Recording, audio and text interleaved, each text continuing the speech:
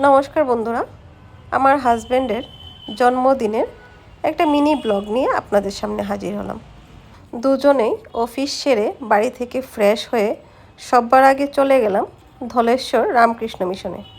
আমরা পৌঁছতে সন্ধ্যা আরতির প্রায় শেষ পর্যায়ে ছিল। সন্ধ্যা আরতি শেষ হওয়ার পর খানিকটা সময় আমরা প্রার্থনা গৃহে বসেছিলাম।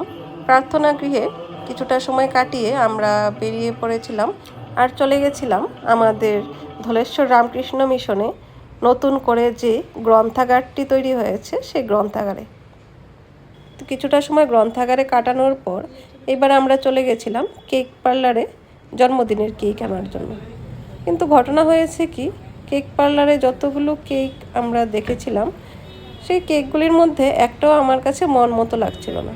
আমি চাইছিলাম সিম্পলের মধ্যে সোবার কিছু একটা। তখন দোকানের দাদা আমাকে বললেন যে আপনি কিছুটা সময় বসলে আমরা আপনার পছন্দ মতো একটা কেক ডেকোরেট করে দিচ্ছি। তো আমি যেরকম বলেছিলাম দাদারা ঠিক সেরকমই একটা সিম্পল কেক আমার জন্য তৈরি করে দিয়েছিল। দেখুন কেকটা একদম সিম্পলের মধ্যে কতটা অ্যাট্রাকটিভ হয়েছিল। আমরা বাড়িতে আসার কিছুক্ষণের মধ্যেই আমার দিদি জামাইবাবু ওরা চলে এসেছিল। তো সবাইকে নিয়ে আমরা খুব আনন্দ করলাম এবং আমার হাজব্যান্ড জন্মদিনের কেক কাটিং করলো।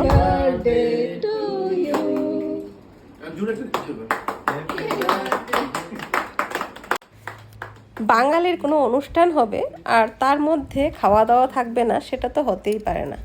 তো জন্মদিনের কেক কাটিংয়ের পর্যায়ে শেষ করেই শুরু হয়ে গেছিল আমাদের খাওয়া দাওয়ার কার্যক্রম।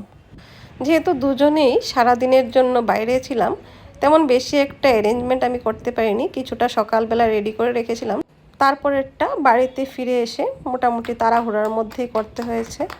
তো চলুন দেখে নেবেন আমি আমার হাজবেন্ডের জন্মদিনের অনুষ্ঠানে কি কি খাওয়ার আয়োজন করেছিলাম। বার্থডে মেনুতে কি কি আছে একটু জানতে পারি? বার্থডে মেনুতে এখানে আছে ফ্রাইড রাইস, আর এখানে আছে সাদা ভাত।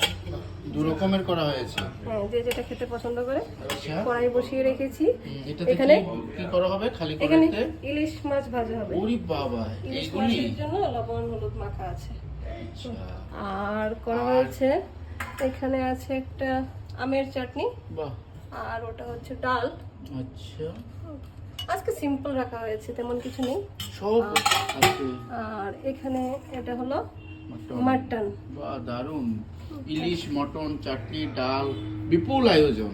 মানে বিপিএল আয়োজন না, তার সাথে আছে স্যালাড। তার সাথে স্যালাড কাটা হয়ে গেছে। বাহ, অদ্ভুত।